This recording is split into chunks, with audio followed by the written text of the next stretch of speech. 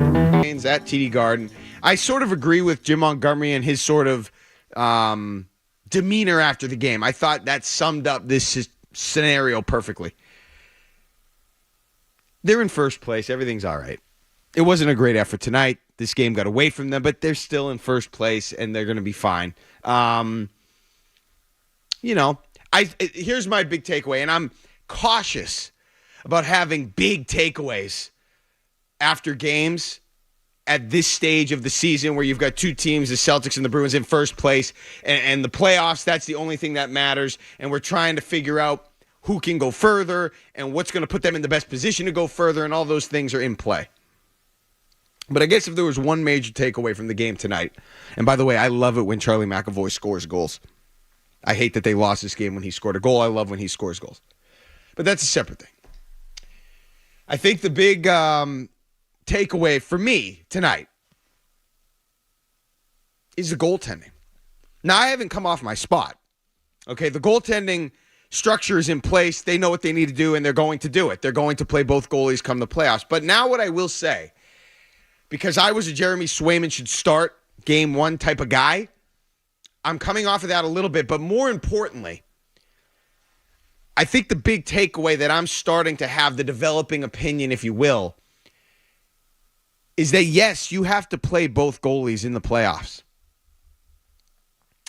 However, if one goaltender is playing markedly better than the other, I'm talking about a night and day situation, then it will be time to stop messing around and to go with the one goalie that's the hottest. If it's really a night and day situation. So I wouldn't have said that 2 weeks ago. And I'm not saying that's the scenario that they find themselves in right now. I am not. I'm just saying if it did get away from one of those two goalies, and right now it was Jeremy Swayman, who didn't have a great game tonight, whatever. He was a little wobbly from the start, a little shaky going through it. I mean, you still have to keep the structure in place because that's what you've been doing all year. But, if something did go awry and you really felt like one of the goalies was not carrying their weight, then you would have to, in what could be a move of desperation or whatever you want to call it, and desperation sort of strong, but you are not going to just allow that to continue to happen if it's going to put your team in a quick hole. And the Bruins aren't good enough, haven't been good enough. Even in years where they've been dominant, they haven't been good enough to necessarily overcome a scenario like that. So that's my big takeaway from the Bruins game tonight and what they're going to have to look at going forward. I'm of the mindset of Jim Montgomery. These games are just a tune-up. They're tuning up no matter what happens. I mean, you can tell yourself that. It's a mindset. Whether that's a good thing or a bad thing, that's a mindset that you can get in. Okay, we're watching it right now unfold with the Masters about to take place. A lot of these golfers do that. Tiger Woods was doing that today. He thinks he can win. I don't think he can win. He thinks he can win because he put himself in a mindset that says, I think I can win. I can win.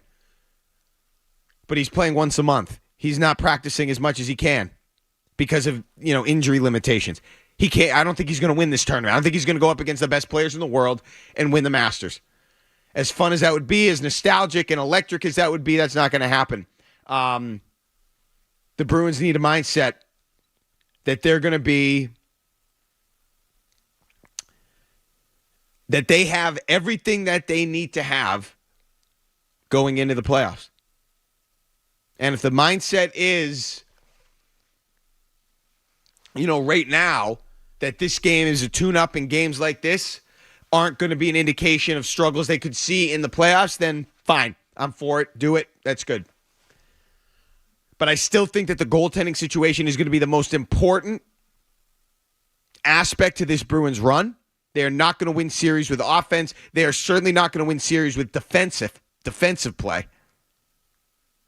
It will be goaltending first and foremost. They have to keep the tandem going. That's what they've done all year. They're going to do that. They just cannot have a drop-off of substantial proportions. They can't. They can't afford that. They're not good enough. They're not good enough. They're not deep enough. They're not going to be able to overcome that, especially with some of the other good teams in the East. So, hey, not a good night tonight. Sloppy play. Game got away from them. I mean, they don't lose many games in regulation. They get down 2-0. They have a goal, and they, a couple weird ones in the third period, and they're out of the game. Let's talk to Michael in New Hampshire on the goalies. Hey, Michael. Yeah, hey, absolutely. You're right about the goalie tandem, but let's talk about Swayman kept him in it for the first, really 45, 50 minutes of that game. Like, he was a crucial part of them being able to be competitive. So I don't know how you can get away from that so quickly that it's not working. Well, thanks for the call, Michael. And, I'm not getting away from it. I think I tried to make that clear. I'm not getting away from it. They need to go with the tandem.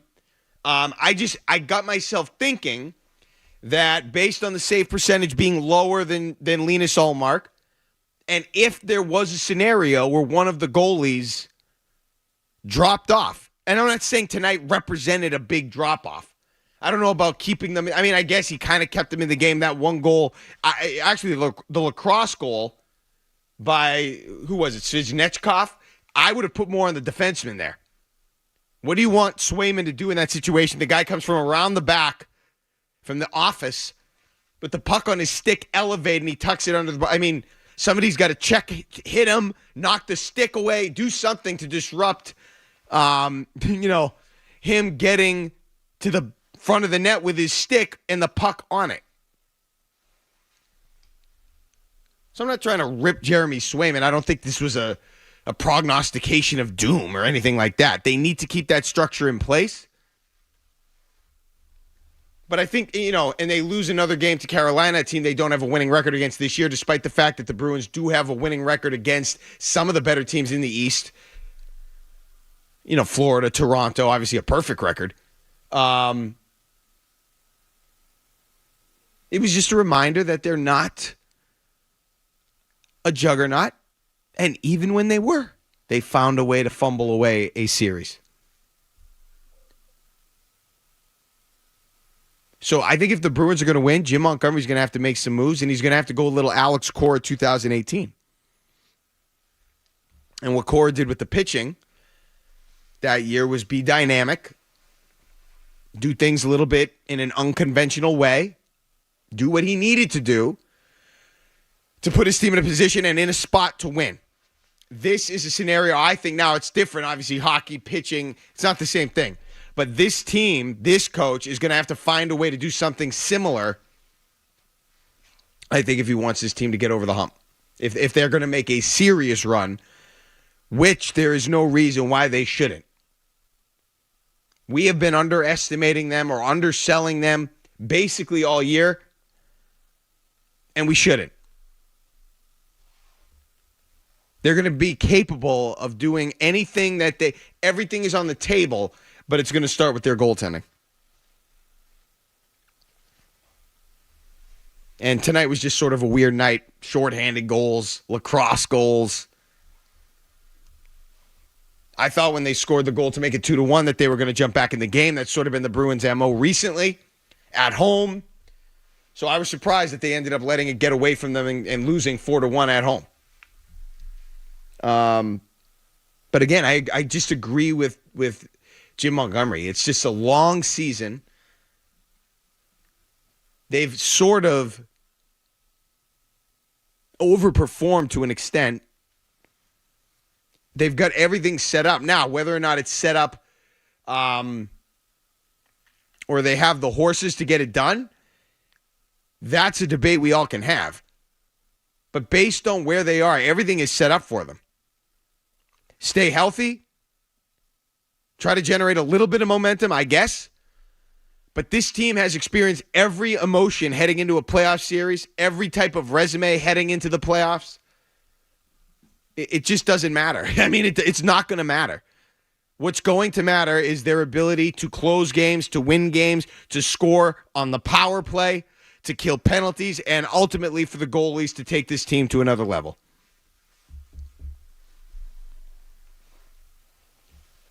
That's what's going to be the most important aspect of what the Boston Bruins are looking to do.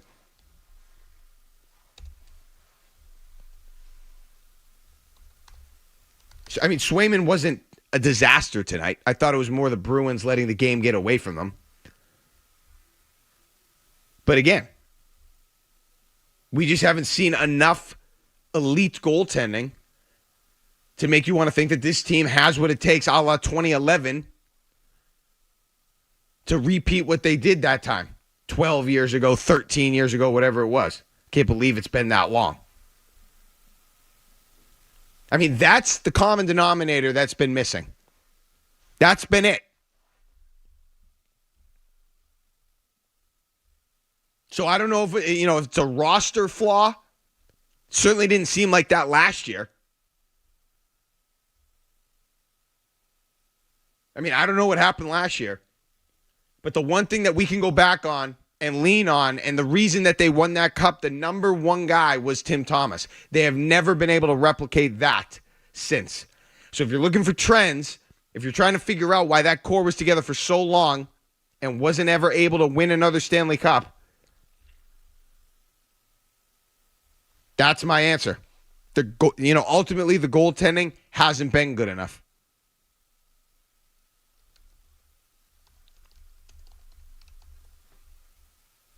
Hasn't been good enough. And it's not necessarily an indictment on the Tuukka Rask era as a whole.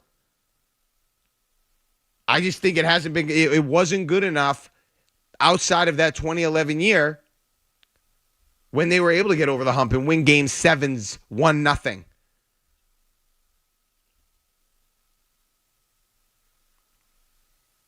It just wasn't there. And now they're trying to find it with a tandem that really isn't the model that we've seen have success in the Stanley Cup playoffs. But that's what they have to do because they've gone that way all year. I don't know if that was analytically born or if it's this new age of hockey or if the Bruins, whatever. It's what they have to do. Jeremy Swayman, 22 saves tonight, 4 goals. I mean, that's not a great night.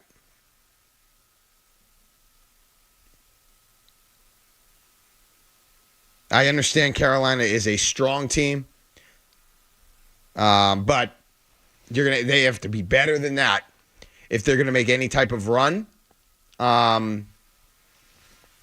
because it's just not there yet. And they are not good enough to rely on other pieces, other aspects of this team to think that they're going to be carried by anything. It's not going to happen from Pasternak. It's not going to happen from Marchand. Yet everything is still on the table. This team can find another level. It's just a matter of starting with the goaltending and going from there. If the goalies show up, the level that they need to get to will be in play. And then all of a sudden, these other people, these other players step up. And all of a sudden, you're on a run. I don't think that they can be carried by their forwards as good as some of them are. I don't think they could be carried by a defensive unit. There is nothing that's going to take them to where they want to go or even close to it outside of the goalie tandem being special.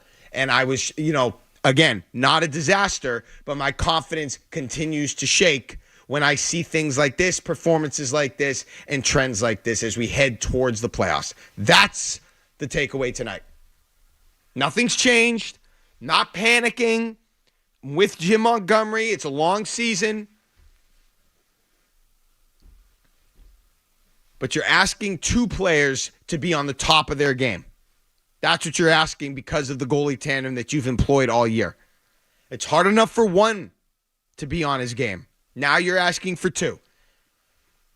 And the only way that this works, or that this is ideal, is if with these 2 players you have on your roster, this tandem, which obviously started in the regular season, was truly the best approach for them to find a rhythm as goaltenders and to put you in the best position to win. If that's not the best approach, if this was just about staying healthy or, easing the workload and you've given these guys a blow all year, but then it's not going to be enough because one of them will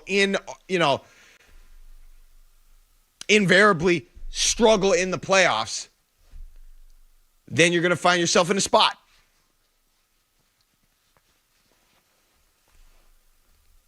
And while I still believe in it because you've done it all year long and it has worked all year long, you still are asking for 2 goalies to play well, exceptionally well, and not just one. That's a risky proposition. It's a lot easier to bet on one game and win that bet than to win a 2-team parlay. Now you have to hit every series on both of your goalies playing well. You have no choice because this is the bed you've made all year. And to do something different at this point would be throwing them off their spot I'm not willing personally to take that risk and try that. But you need 2 players. You can't just have one play well and the other not play well. Maybe you could have one play very well and one play okay. But for the most part, both are going to have to be above average, to good, to great, to exceptional. Somewhere in that range. Both of them. In order for you to get to where you want to go and to achieve what you want to achieve. That's the takeaway I had tonight from the Boston Bruins. If you want to chime in, feel free. 617-779-0985. I'm Mark Dondero in for Joe Murray on the Joe Murray Show, 98.5, the Sports Hub. You're listening to Joe Murray on 98.5. You're listening to Joe Murray on 98.5, the Sports Hub.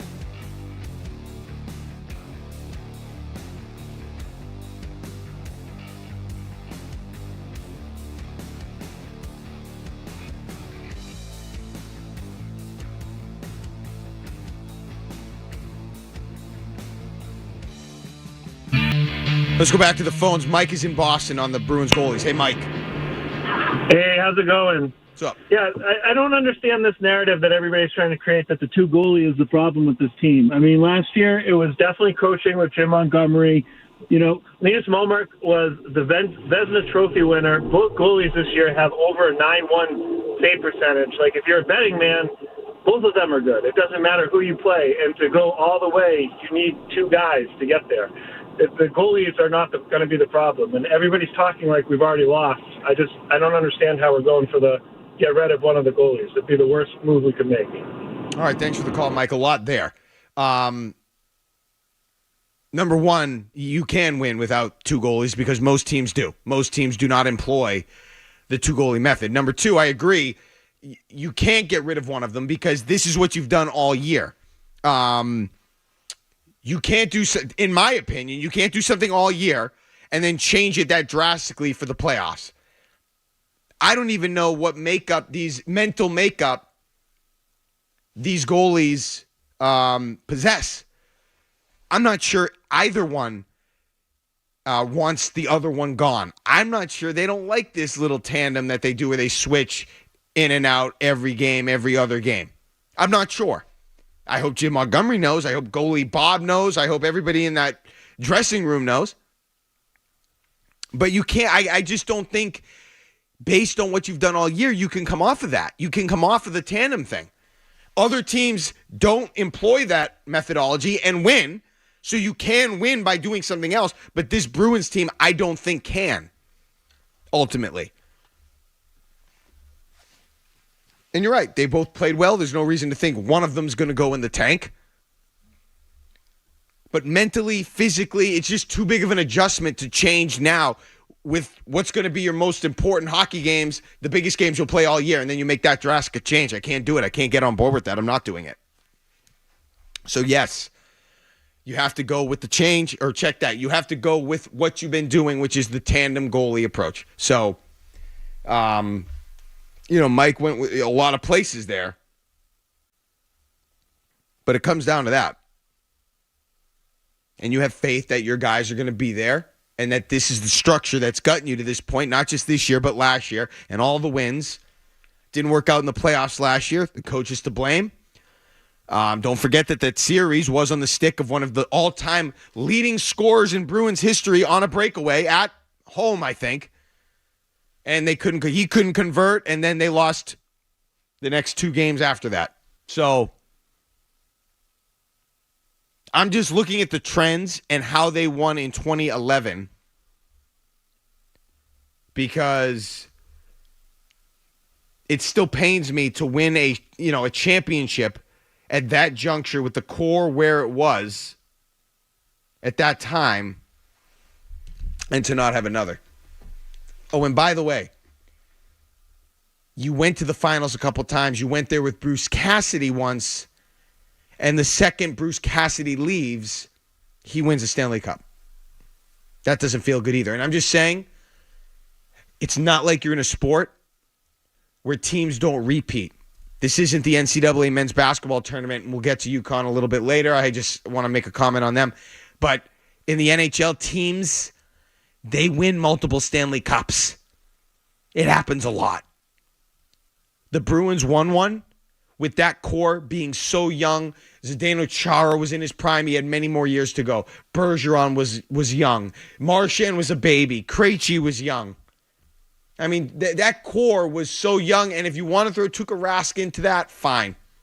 I know he wasn't there, but a really solid, talented goalie who was there, and you win a Stanley Cup, and you get over the hump, and you prove all the naysayers, any future naysayer wrong, and you can't win again. 617-779-0985. While plenty of other teams have won multiple cups since you last won one. It's very doable in hockey. The Los Angeles Kings won multiple cups since the Bruins last won one. The Chicago Blackhawks won multiple cups since the Bruins last won one in 2011. The Tampa Bay Lightning have won multiple cups since the Bruins last won one in 2011. The Pittsburgh Penguins have won multiple cups since the Bruins last won one in 2011. Okay? That wasn't that long ago. Okay, that was 13 years ago this spring. And how many teams did I just list off? 4 teams in the last 13 years have won multiple Stanley Cups since the Bruins last won the Stanley Cup. 4 teams. That is tough to swallow. You know what else is tough to swallow? The Red Sox day today. That was a tough one. Tough day today at Fenway Park for the Red Sox in all ways. Started with the beautiful ceremony featuring the 2004 team and the Wakefield kids, who I just am gutted for. Absolutely devastated. And they did a beautiful job honoring them. I love what Trot Nixon said. I believe it was Trot Nixon. Forgive me if it was. I think it was Trot Nixon who said that, Tim and Stacy's children, Brianna and Trevor, had 40 uncles out there today. And when Brianna is asked for her hand in marriage, some guy's going to open the door and there's going to be 40 uncles standing there. I love that comment. It was a beautiful comment. It was a beautiful day. And the support that they showed the Wakefield children was just it made you were crying. I was. So, and it was great to honor the 2004 team. More on that in a little bit. And by the way, I can't believe Tony Maz. I mean, I understand why he put the question out. I like the question. But the question is a no-brainer to me. The question that Tony Maz put out on Twitter probably 12 hours ago. I don't know, earlier today. Where he asked which team you taking, the 2004 Red Sox or the 2018 Red Sox. And I understand why he said 2018. Because it was a different roster and they were historically good from a record perspective. They won the World Series, obviously. That's a historically good team. But I'm sorry. That's a no-brainer. What the 2004 Red Sox faced and how they were able to overcome the deficit and all the things associated with the curse and the roster and the bullpen and the starting pitching, it's just not even close, especially when you consider the fact that, listen, with respect, the 2 biggest, most impactful players, arguably from the 2018 team, arguably during the playoffs, was David Price and Jackie Bradley Jr. Arguably. And I can't remember. Mookie Betts, I know, didn't do much. He never did anything substantial in the playoffs here. Brock Holt had some moments. There were other guys that had moments during that playoff run. Obviously, Nathan Eovaldi, guys like that. Mitch Moreland was good. But that is not a team that I would be comfortable enough if I'm going up against, if I'm going into a series and my house is on the line. Absolutely not. Absolutely not. It's not even close. Why? Because the main players, the best players on that team, they didn't perform when they needed to. Not consistently enough. That's the big takeaway I had from the 2004 roster. The best players played like the best players when it mattered the most. It was Schilling. It was Pedro. In that World Series, always I'll remember that Pedro, that last game he pitched. I think that was the last time he ever pitched in a Red Sox uniform in St. Louis. Can't believe it's been 20 years since Pedro Martinez has pitched for the Boston. 20 years. Skaz was, how old are you, Skaz? Jeez. 5? What was it, 15 years ago you said? No, 20 years. I was 10 years old. Jeez. I mean, David Ortiz played like the clutch superstar that he always was. Manny Ramirez in the World Series MVP. Ortiz MVP of the ALCS. The biggest names, your best players playing like it when it matters most. That's why I picked the 2004 team. Obviously, we know they're resilient. It was a magical run. We know that. If we're talking about throwback things associated with those championships, the Faith Rewarded DVD was probably the best one of all the championships that came out of Boston. As good as some of those Patriots ones were, as good as that first Patriots DVD was where they went through all the games, the Snow Bowl, the Steelers upset, and obviously the upset in the Super Bowl, and that was awesome. There's so many twists and turns in a baseball season. Ups and downs, the trade, the big Nomar trade, the playoffs, the upset, the comeback, the World Series, getting over there was so much there. That DVD never gets old. That one never gets old. And while that the 2018 team was awesome and they set records, I just feel like the 04 team was more reliable, more consistent, better culture. I'll take Terry Francona all day long. It's a shame he wasn't here today. I'm taking 04. If you want to reminisce about the 2004 Red Sox, that can be on the table, 617-779-0985. Mark Dondero in for Joe Murray here on the Joe Murray Show on 98.5, the Sports Hub. Sports Hub headlines.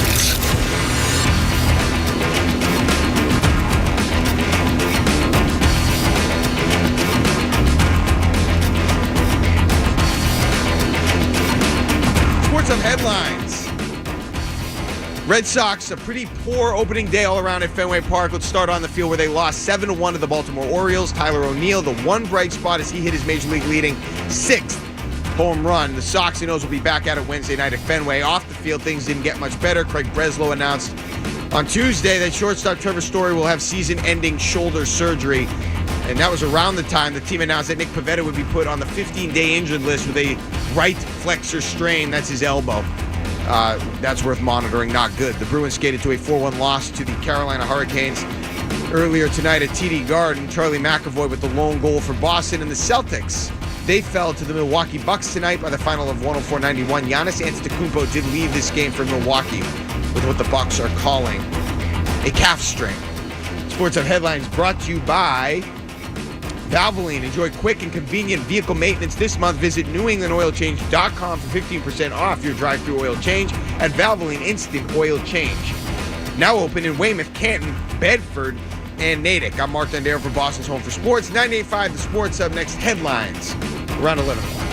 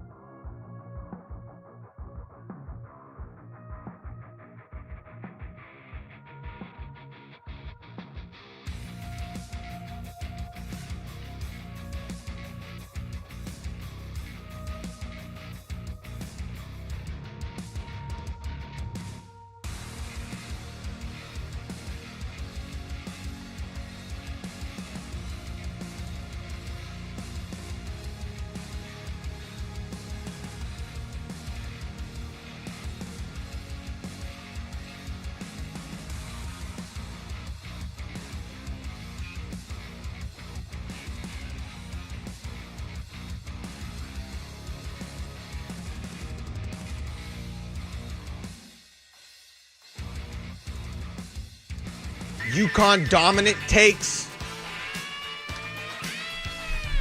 I'm going to offer something on that just because I can't believe it hasn't been discussed. But first, let's talk about the Red Sox.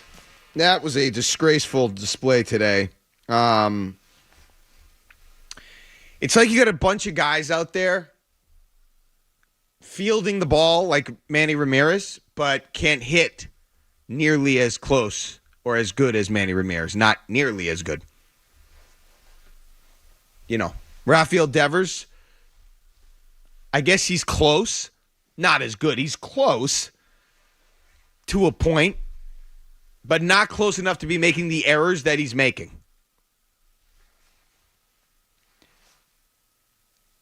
What we saw Jarren Duran do, and by the way, look, I give Jarren Duran credit. He took accountability. That is a play. How many times over the course of the last few nights have we seen one of these plays from a Red Sox fielder be made or attempt to be made, and it can't be made, and it's an absolutely inexcusable, unacceptable scenario based on the fact that these guys are major league players, major league fielders, in the case of Devers, a major league star.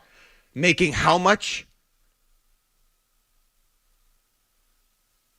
300. I mean, what a kick in the chops when you see that guy make that type of error, the error that he made the other night in L.A.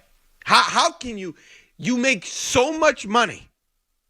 And I know that you're one of the best hitters in baseball, but so what? You make so much money. You should never, ever, ever make an error like that. And that is totally unfair. Admittedly, totally unfair, but I don't care. You can't make that error that we saw in Anaheim or LA the other night.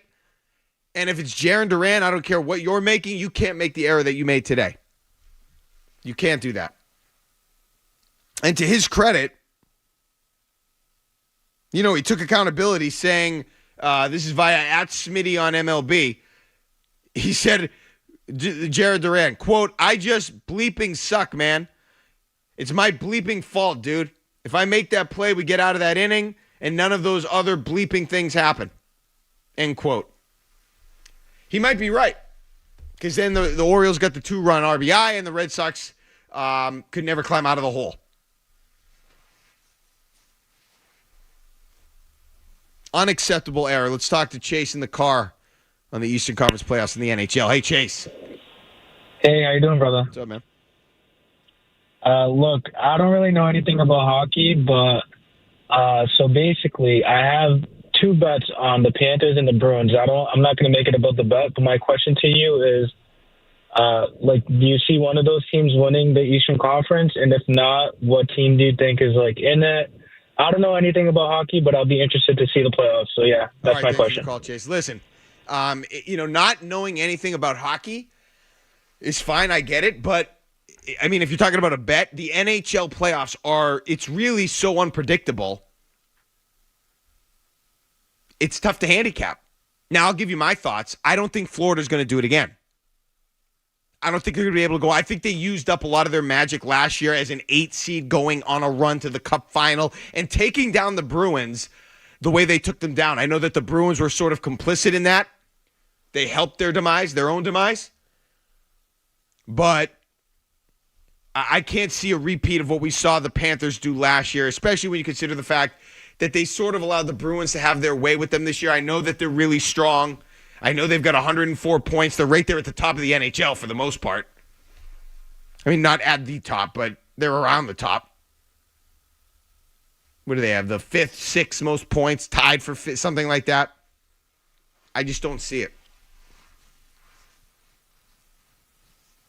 The two teams I would look for. Okay? 3 teams.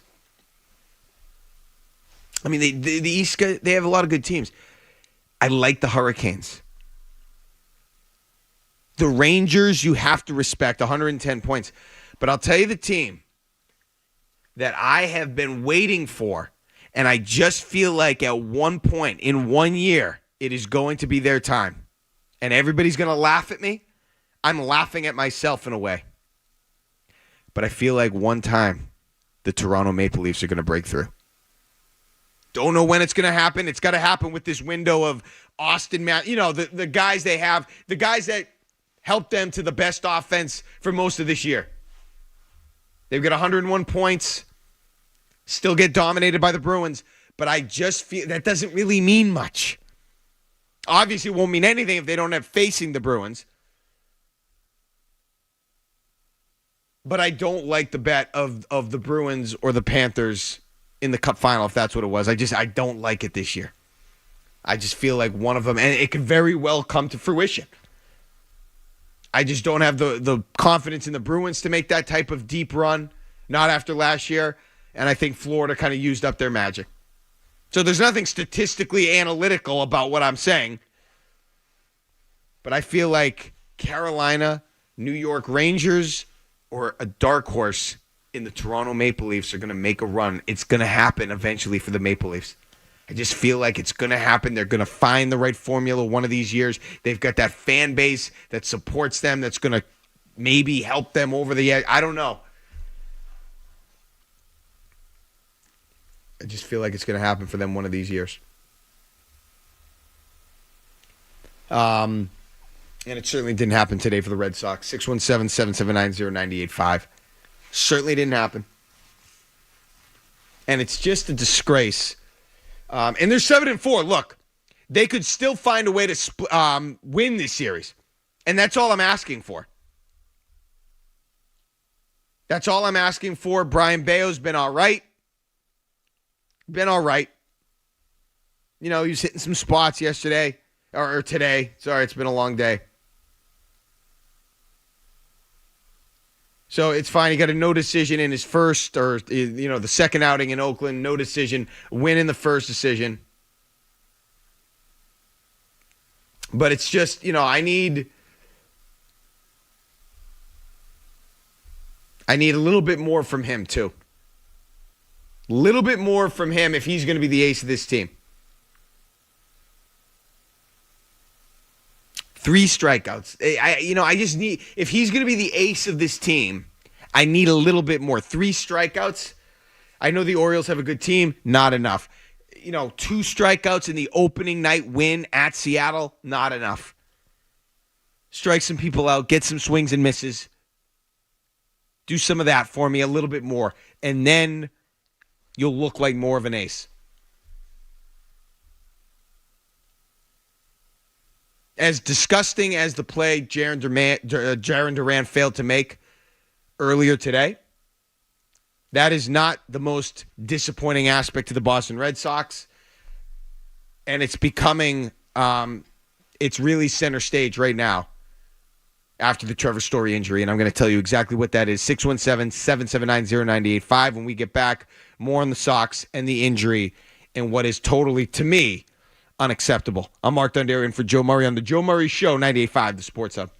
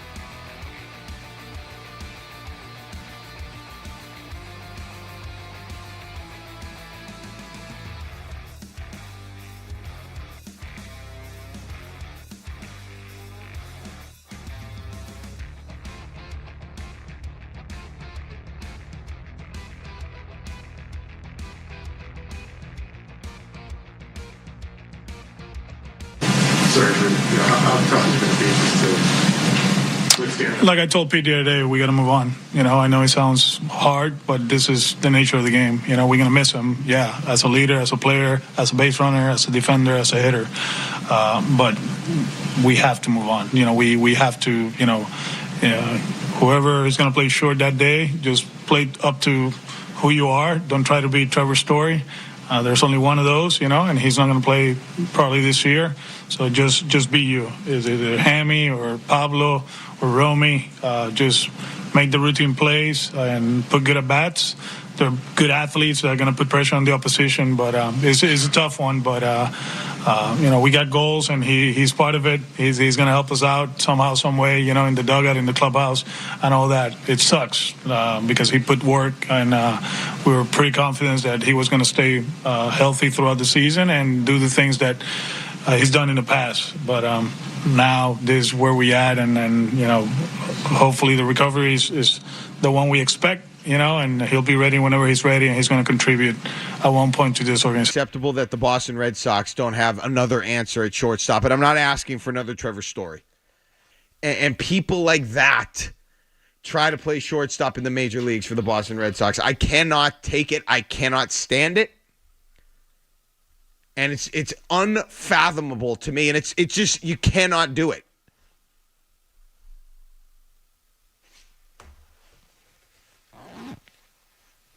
I just can't understand how there's not one other shortstop worth a damn in the entire Red Sox organization. Nobody in the minor leagues that's just a glove man. Nobody that you could bring up that you're comfortable enough. I mean, I'm thinking about, obviously they're far away on Marcel Omer. I don't expect to see him this year at all, ever. I get it. But get the kids ready to play. Get them ready to make it into the major leagues so their development isn't going to be put at risk if, oh no, they have to face a major league pitcher. I mean, these are supposed to be the top prospects in the organization. Get them up. At what point was David Hamilton deemed he's ready for the major leagues? How did that transpire? Because some of these guys who are supposedly top prospects, and I understand they're young, the age, blah, blah, blah. Why aren't they ready to be in a position where their development isn't going to be ruined if they get a crack at major league pitching, or if they have to go on the road without mommy for a few weeks or whatever? I don't get it.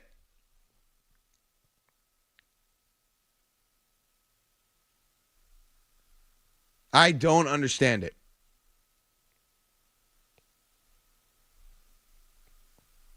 David Hamilton, Pablo. I mean, who are these people?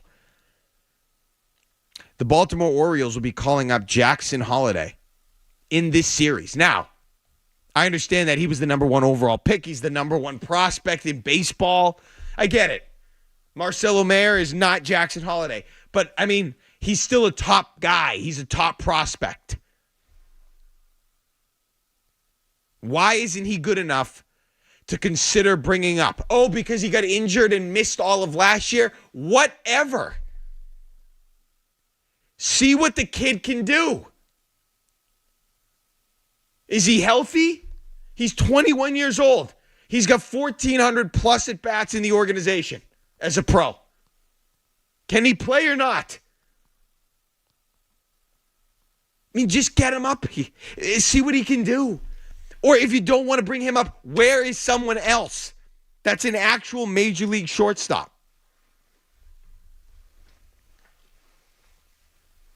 I mean, I know you have to draft multiple positions. There's pitching, there's bullpen, everything. But you can't get a guy, sign a guy out of one of the Latin countries that is a glove man at worst and can get into the major leagues to at least fix the problem you're having now with the defense. I understand if you don't, everybody pays for the bat. I get it. The Juan Sotos, the Manny Ramirez, the big bat in the lineup. That's where the money goes for the more pitching. But really for those big thumping sluggers, So if you're not going to spend, you're probably going to have a hard time getting those guys on your team. But you could find a glove, man. You could find a vacuum at shortstop somewhere, either in the draft or on the free agent market or in one of the international schools or academies that they have down in the Dominican or wherever. Find a guy, develop a guy so he can come in and actually be a major league caliber shortstop, because for the Red Sox, it is so embarrassing that not only are you too cheap to go out and make a move equivalent to the Juan Soto thing that, by the way, is paying dividends for the Yankees. Not only are you unable to make that move or unwilling to make that move, but the one thing you feel like you might be able to control through drafting and developing, you can't even get that right and have a defense that's worth a damn on the field. And it's already cost the Red Sox arguably 2 games. Definitely 1 game, and that's your best player making that error. But it probably cost you the game today too. Even though the offense didn't really show up, it definitely had a hand in costing you this game too. There is no reason why you can't field a team of fielders that are representative, no pun intended. That is a disgusting development that is the scenario and that the cupboard is so bare. I understand it's a huge blow losing Story. It's going to hurt. It's going to hurt the team. It's going to hurt everything associated with what you're trying to do, especially because he became such a big leader. And I feel bad for the guy. But he's injury prone. And we know that now. And his career with the Red Sox is essentially over. The trade was a disaster. He can't play. He's not healthy enough. He can never stay on the field. You knew the second that he got injured, the way he got injured and what he injured in the form that he suffered the injury, you knew it was bad. Most people don't injure their shoulder when they're diving on their stomach for a ball. Just usually doesn't happen. Usually. It can happen. I'm not saying it can't.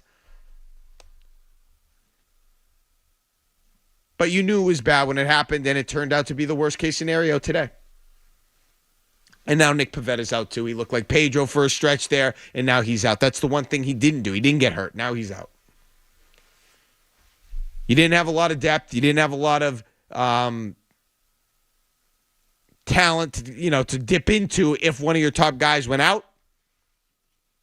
And now it's going to be that much harder for the Red Sox to stay in it. They're 7-4. They could still find a way to win the series at home, but it's just going to be harder for them without a guy like Story.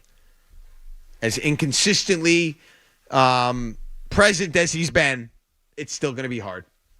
And now the pitching is taking a hit. Kenley Jansen, his back gets inflamed. He's in and out of back issues.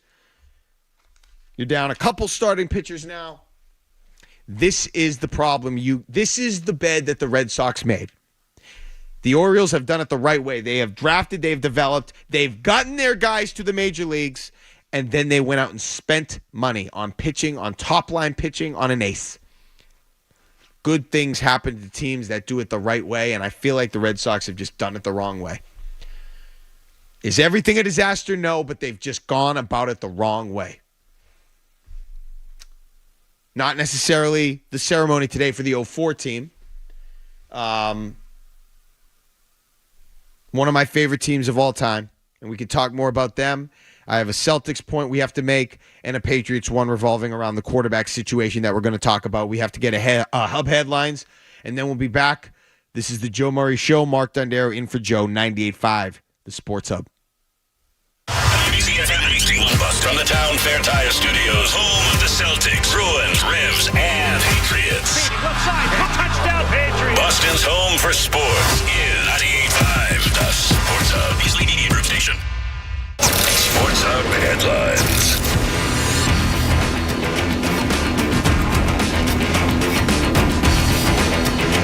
Sports Hub headlines. The Red Sox, a pretty bad opening day all around. Earlier today at Fenway Park, let's start on the field where they lost 7-1 to the Baltimore Orioles. Tyler O'Neill, the one bright spot as he hit his major league leading 6th home run.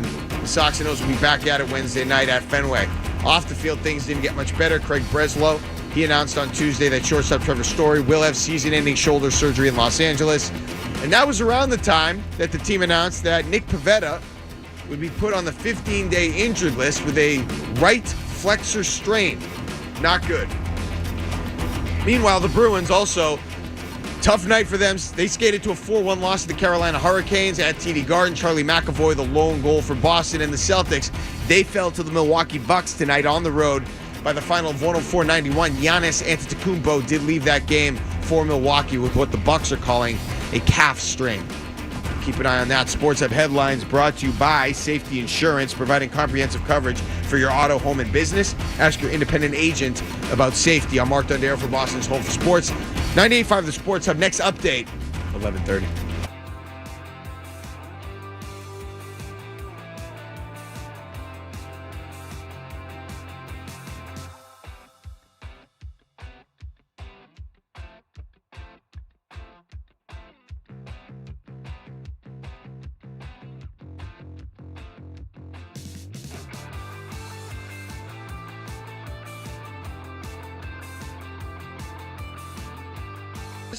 The Celtics and Bucks combined for 2 free throw attempts?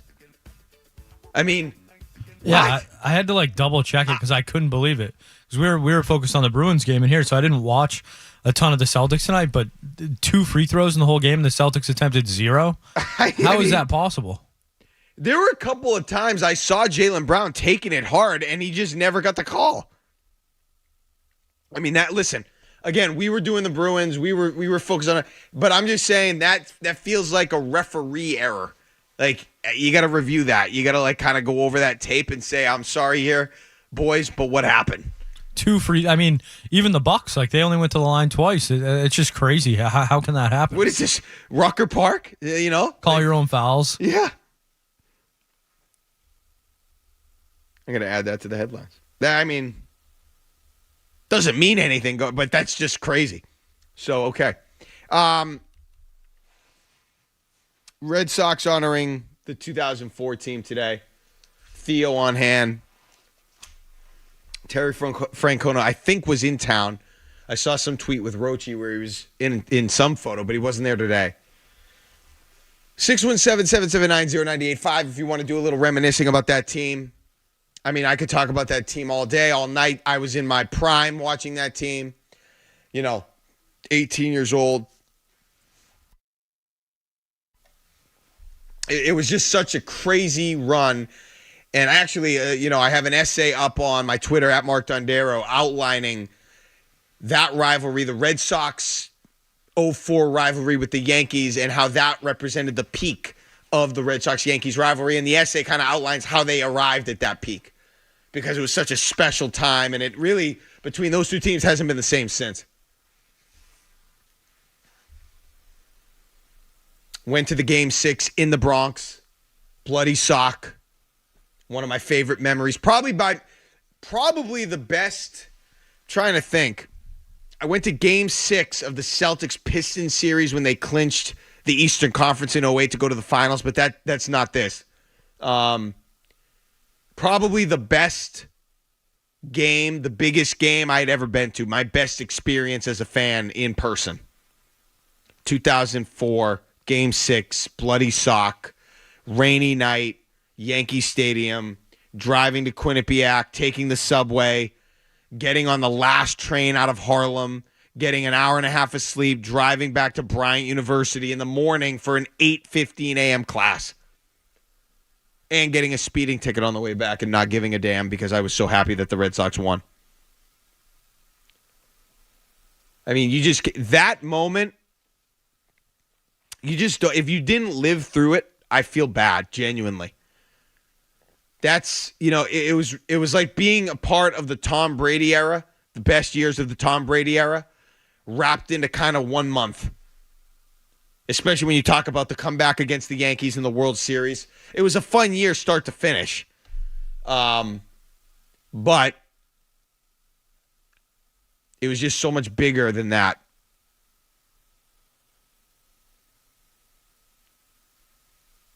And it was just something that we'll never feel again. We'll never feel that again. We'll never see that again.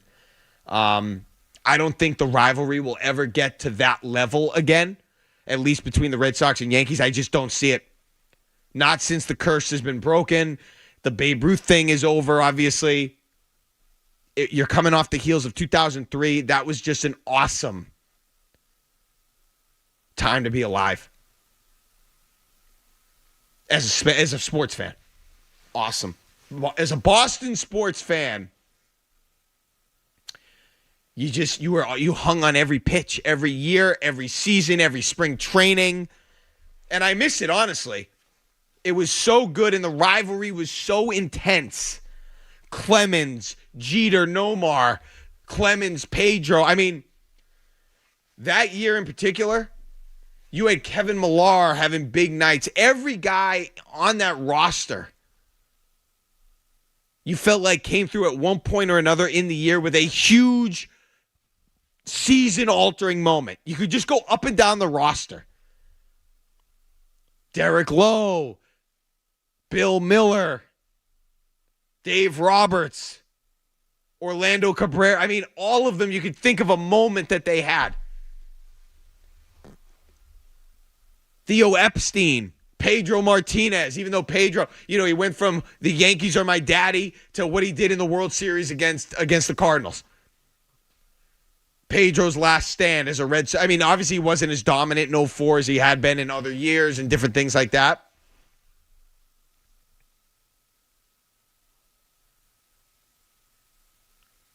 It's just not the same anymore. The rivalries, they just aren't there. I mean, when you really think about it, who's the biggest rival of any team in Boston? Any team, all the four teams. Who's the fiercest rival of all four of those teams? Is it the Heat?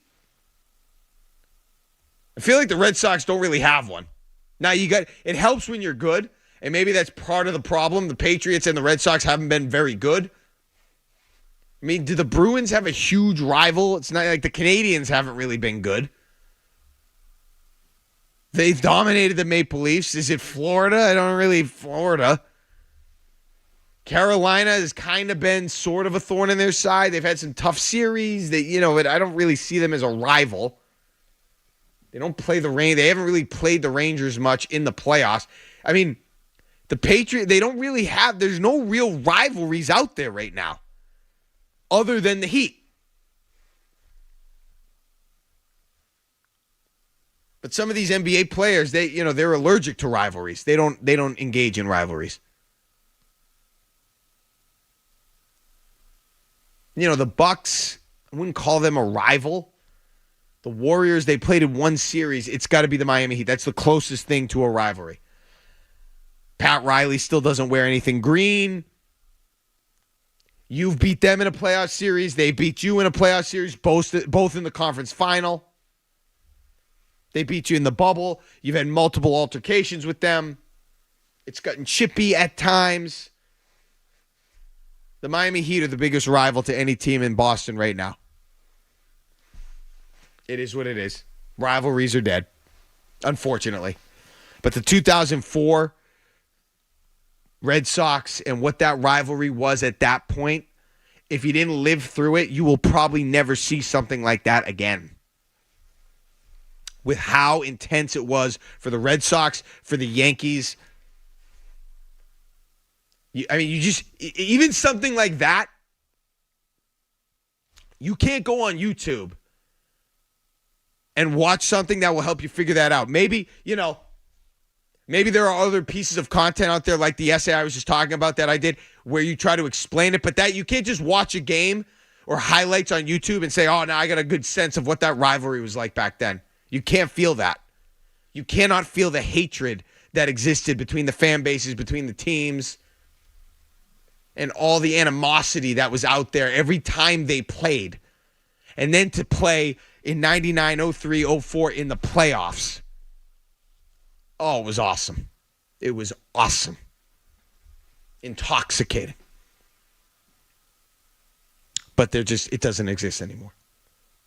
But a fun team to look back on 20 years, and I hope they celebrate that team all season long. Because that's all we do now. We just look back We live in the past. Hopefully that changes this spring. But there's been a lot of living in the past for this region in recent years. And you got some great teams to do it with. But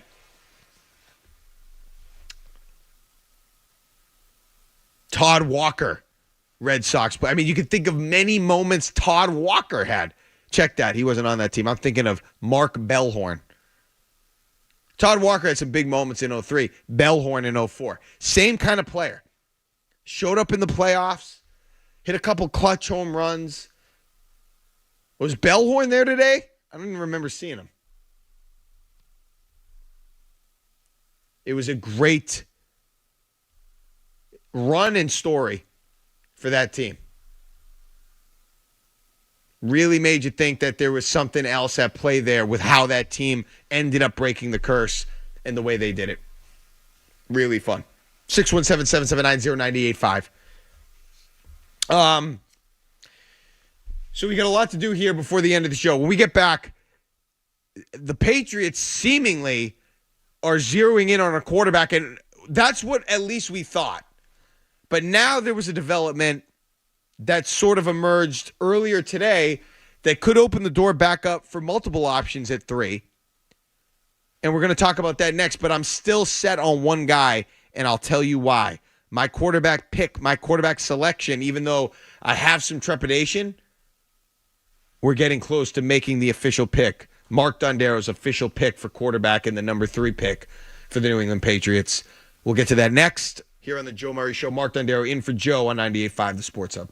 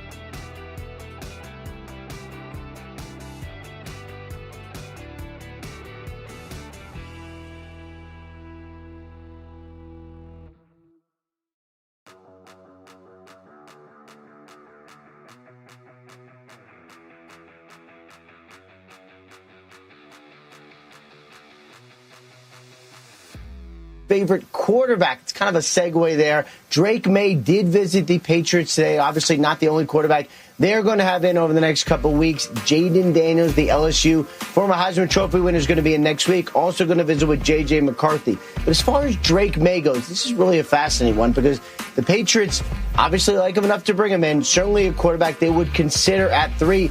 But what we don't know is he going to be there? And if he is there, or if, let's say, Jaden Daniels is there, what does that actually mean for the Patriots? Which quarterback do they like enough to stick and pick?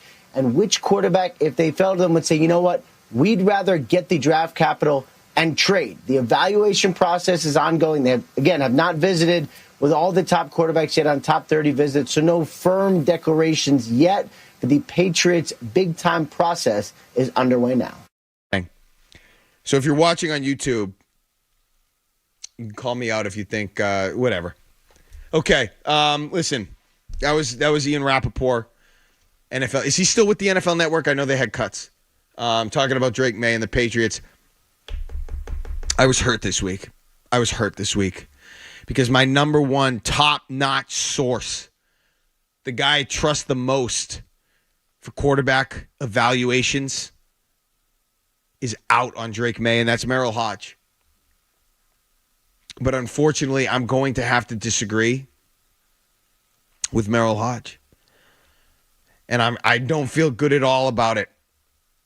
Nobody does. Nobody knows what's going to happen. Nobody knows who's going to hit. Nobody knows who's a dude. Nobody knows anything. I am zeroing in on Drake May. And I'll tell you why. I am too afraid. I've never been a Caleb Williams fan, mainly because he can't beat good teams. I was out on that. USC, I know the Pac-12 was strong this year. He could never beat a good team. And I didn't like it. I didn't like it, and I wasn't in favor of what, that stat said to me. And the Patriots are going to have a chance at him anyway. In terms of Jaden Daniels, I like Jaden Daniels.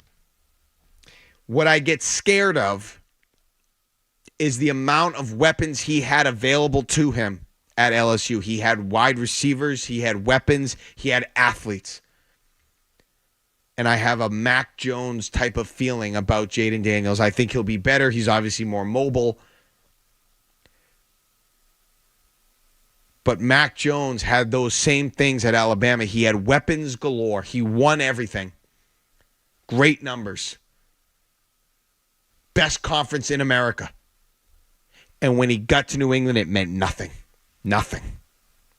I cannot sign up for the same thing. And I like what I've seen by and large from Drake May. Some of the film that I've watched now, I poured over hours of Drake May film, or the all 22s. I haven't poured over hours of it. I've watched enough. And I'm going to continue to do my due diligence before we have to hit a deadline and make an official pick, which will be draft day. Or before that, week before draft day. Draft weekend. I'm going to watch interviews, learn about these players after losses, after wins, as much as I can. But I like the fact that Drake May did not have a loaded roster to throw to. Tez Walker, nice player, not a loaded roster, not a loaded team. Now, didn't play all that well every game, but it was a situation where he had to earn whatever he got.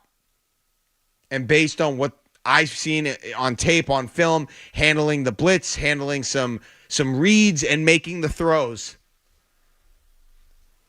Right now, that's my guy. Now, I also like Michael Penix. Okay, but my fear on Michael Penix, I think he is the safest pick in this draft. I think he's going to be a good pro. A good pro. But not a great pro. And if the Patriots are picking at 3, I just want a guy with a higher ceiling. I have tons of respect. I think he's going to be a good pro. He is not going to be, he has the least amount of bust potential to me. But is he going to be a transformative professional? I don't see that. I just don't. I see the max being, his floor, I would say, is something like Chad Henne. That's his floor. his ceiling might be Tua. And I'm not just saying that because he's a lefty. His ceiling, Kyler Murray. A little bit of a different skill set. I understand that, but something like that. Not transformative. Good, not great. He'll stick in the league for years, but won't ever do anything really that noteworthy. That's kind of how I see Michael Penix, a good quarterback. He'll start. He'll get a shot. He's a good quarterback.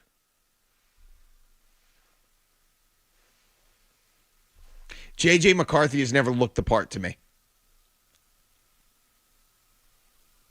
I know he's won, but Vince Young won. He's never looked the part. Drake May is my guy from where I sit now. I'll change that opinion if I must before the draft, if I've, watched more film, watched more whatever. But as of now, Drake May's my guy. I like his size. I like his durability. I like what I've seen against the blitz. He didn't win a ton, but I like the fact that he wasn't on a loaded team with everything going for him and all the best coaches and everything like that. Mac Brown is a good coach. He's an older coach. I don't know what his staff was like at North Carolina. I just don't think. I just fear that Jaden Daniels is going to fall too much into the Mac Jones scenario, where he is going to have a hard time getting used to playing with lesser talent in the pros, at least pass-catching talent, than he had in college. That could be a tough adjustment and one that I'm not really comfortable trying to make.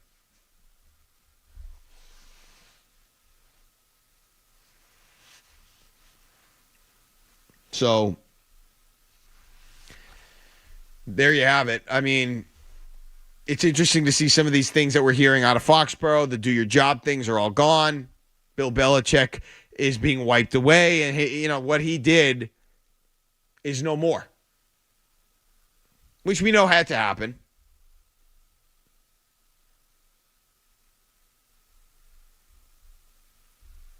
This is the biggest decision that this organization has made in the Bob Kraft era, the Robert Kraft era. Tom Curran reporting earlier today that the Patriots would want 5 first-round picks if they were going to trade out of number 3. I would be not surprised, shocked if they didn't take a quarterback at 3. Based on everything that they've done, all the actions, seemingly being unwilling to trade out. Gerard Mayo's comments to Steve Burton at his introductory press conference. The Patriots going out, cutting Mac Jones, and signing Jacoby Brissett. Jacoby Brissett's not coming here to be the starter. Not the long-term starter. Not even, I would be surprised if he was the starter for the whole year in 2024. He's coming here to mentor. He's coming here to stabilize. He is coming here to groom the next guy who I think they're going to draft at 3 overall. And if it's between Drake May and Jaden Daniels, I do think they'll take Daniels. But I want Drake May. 617-779-0985. Let's get a headlines. When we come back, the Celtics. Crazy scenario tonight in the game. We could talk about that. Also, what did the loss in Milwaukee mean big picture-wise? You'd like to think there's not too much to figure out at this juncture of the regular season with the regular season record that they have. But it is worth discussing after another one-sided loss for the Celtics in Milwaukee. I'm Mark Dondero, and I'm on the Joe Murray Show. In for Joe, 98.5 The Sports Hub. Let's get a headlines. Red Sox had a pretty bad opening day all around today over at Fenway Park. On the field, they lost 7-1 to the Baltimore Orioles. Tyler O'Neill, the one bright spot for Boston, hitting his Major League leading 6th home run. The Sox-and-O's will be back at it Wednesday night at Fenway. Now off the field. Earlier Tuesday, Craig Breslow announced that Shortstop Trevor Story will undergo season-ending shoulder surgery in Los Angeles, and that was around the same time that the team announced that Nick Pivetta would be placed on the 15-day injured list with a right flexor strain. The Bruins skated to a 4-1 loss to the Carolina Hurricanes tonight at TD Garden. Charlie McAvoy with the lone goal for Boston. And the Celtics, they fell to the Milwaukee Bucks tonight. Final score, 104-91 in Milwaukee. And get this, for the first time ever, an NBA team in a game did not take a free throw. And that team was the Boston Celtics. 2 free throws in total tonight for the Celtics and Bucks combined. Crazy. And Giannis Antetokounmpo did leave the game for Milwaukee tonight with what the Bucks are calling a calf strain. Worth monitoring as we go forward. Sports Hub headlines are brought to you by Valvoline. Enjoy a quick and convenient vehicle maintenance this month. Visit NewEnglandOilChange.com for 15% off your drive-thru oil change at Valvoline Instant Oil Change, now open in Franklin, Billerica, and Peabody. I'm Mark Dondero for Boston's Home for Sports, 98.5 The Sports Hub. Next headlines coming up later.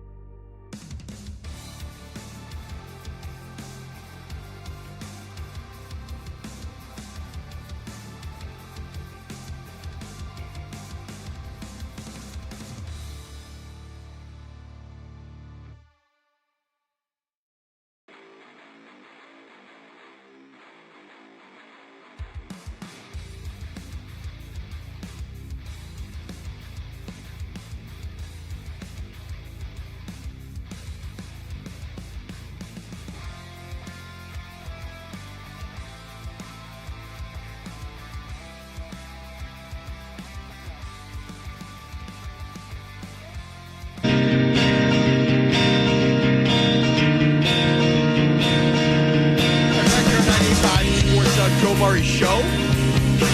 Mark Dondero in for Joe.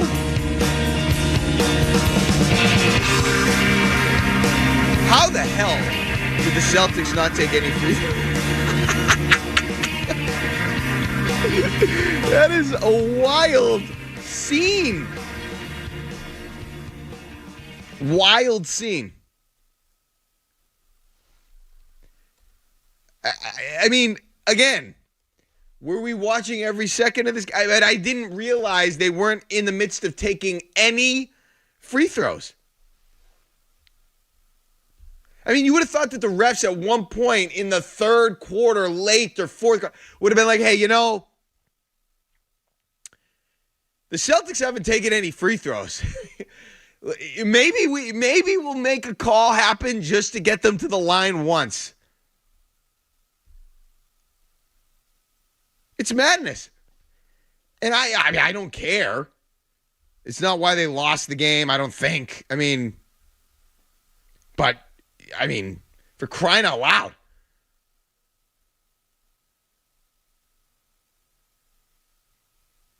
Zero for zero on free throws. Unbelievable. The only guy that took free throws was Giannis. He was one of two. Now I want to go back and watch the game in full. Was Barthy talking about this? I mean, what the hell was going on? Jason Tatum thought that they were trying to prepare them for the playoffs. The refs had to have had dinner plans or something tonight.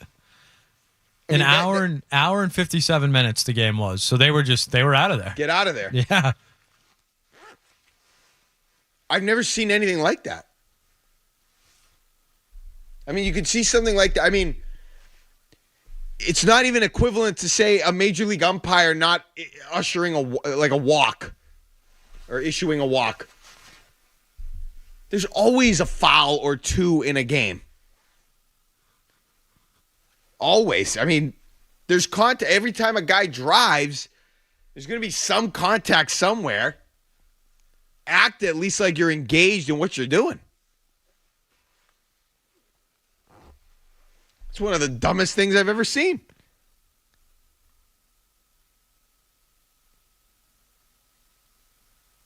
Okay. Here's my takeaway from the Celtics game tonight. And I don't think it's a big deal. I don't think it's a thing that's going to change any trajectory they may or may not be on come playoff time. But, you know, they did lose another game in Milwaukee fairly handily. And I'm just a little concerned because Milwaukee is not some team that has no talent. They got Pat Beverly. I don't know why I mentioned him first. Obviously, Giannis. They've still got Chris Middleton. They've got Lopez. They've got Connaughton, who's been a thorn in your side. They've got Dame Lillard.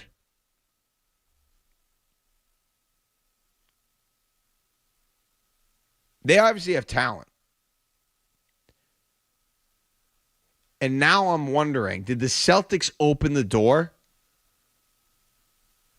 for the Bucks to think that they have a solid, if not significant, home court advantage over the Boston Celtics?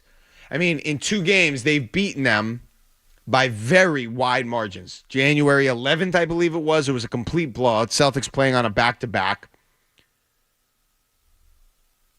And I get that the Celtics might not be or might not have been fully engaged for either game. Kristaps Porzingis didn't play tonight. But, you know, this is still a really talented team, even though they've had their struggles. They're not great defensively. Doc Rivers, all the above.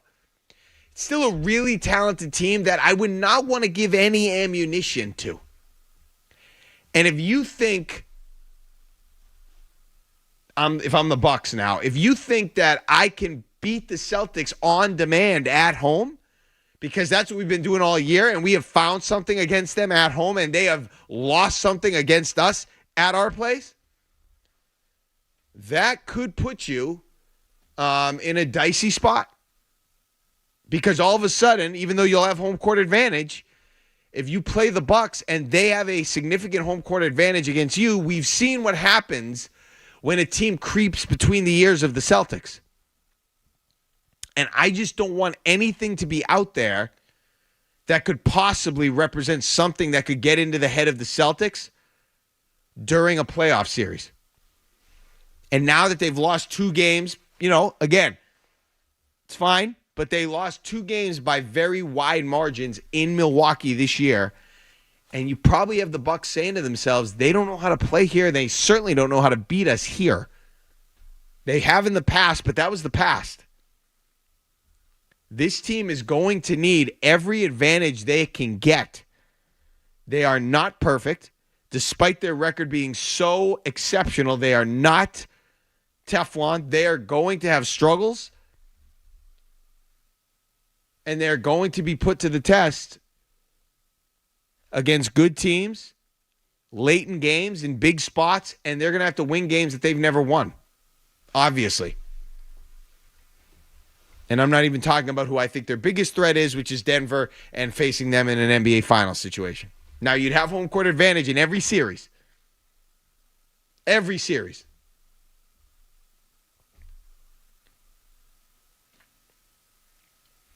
I'm wondering, did they open a little door today with another, dare I say, blowout loss to the Milwaukee Bucks in Milwaukee? I don't know if I go as far as to say it was a blowout loss, but it was another comfortable win for the Milwaukee Bucks against the Celtics in Milwaukee.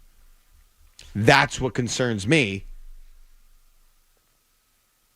if we're talking about a potential series with the Celtics and Bucks. I still think the Celtics win. I still pick the Celtics. But from a talking point perspective, that is one thing I would wonder about. Did you open the door for the Bucks to get in your head about playing in Milwaukee in the playoffs based on how you've played in Milwaukee this year? Same way the Celtics have established a strong home court advantage, which I'm hoping translates to the postseason. Did they establish something negative against the Bucks in 2 blowout losses in Milwaukee this year? Hopefully not. Hopefully it doesn't come to that. Hopefully they don't see them. Hopefully the Bucks lose. I mean, there's a million scenarios that could unfold. I just don't want them, after coming this far and not having Milwaukee be one of the teams that usually creeps into the head of the Celtics, I just want that to stay the way it was. 617-779-0985. This is the Joe Murray Show. Mark Dondero in for Joe on 98.5 The Sports Hub. Don't go anywhere.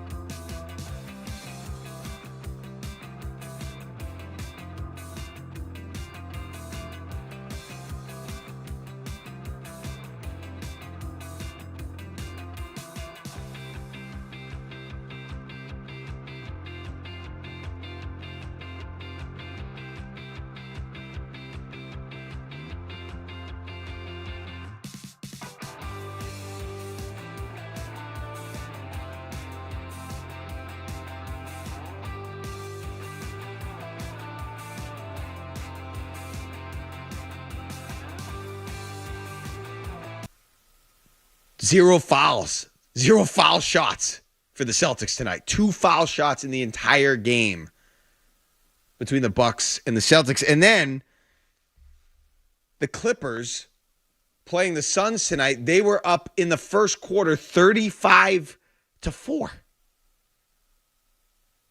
I mean, what?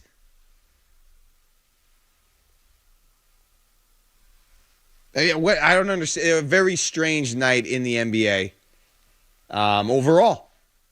And a very, unproductive day in Boston with the Red Sox losing the game, losing 2 key players, the Bruins losing and the Celtics losing. But Jen and Rachel are in Milford. Or are they, Skaz? What is this? Is this like something? No, they were just like on. late They night? were talking to Ryan, Oh, basically. they're calling for Ryan. I should have known. They weren't calling for Ryan, but yeah, they were trying to get on the air, but a little late for them, I think. Gotcha. It's like, what is this? Some Friends thing that I'm missing going over my head? I just wanted to bring up one quick thing on UConn because I feel like it's a little under-discussed. Now, they're getting their flowers, but I'm sorry. They played the UConn Huskies and Dan Hurley.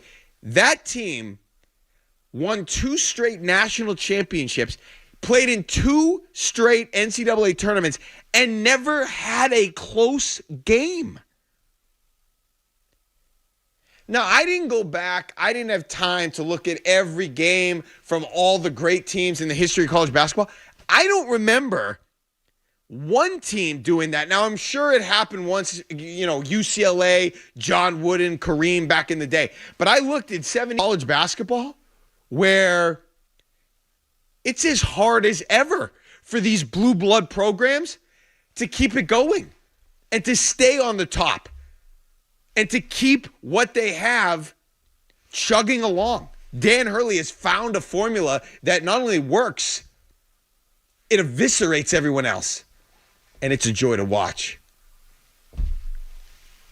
It's supposed to be harder now. NIL money.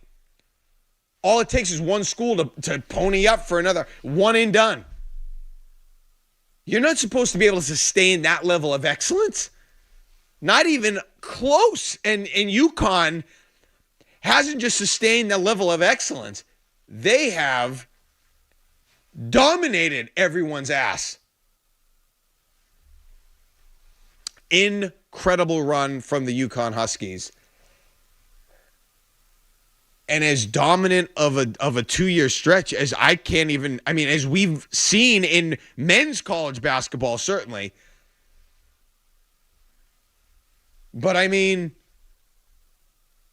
college sports, men's college sports.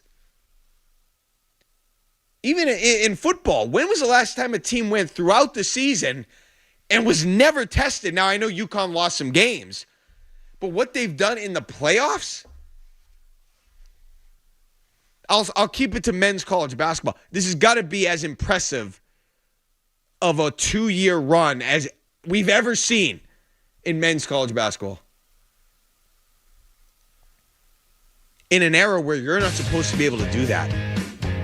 Guys that transfer, teams that are gunning for you, getting transfers to come in, recruiting, being in Stores, Connecticut.